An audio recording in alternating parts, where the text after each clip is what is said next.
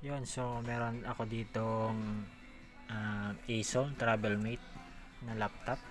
So ang issue is no power. So na-find out ko na sa keyboard ang may problem, yung power button niya. Yan, ayaw. So habang wala pa tayong pampalit, and then kailangan nito ng customer,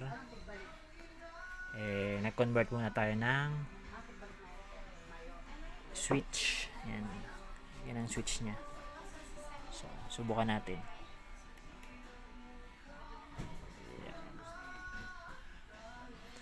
Yan.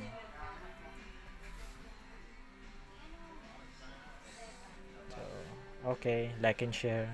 Pa-subscribe naman sa YouTube channel natin, Jomar Marco. Thank you.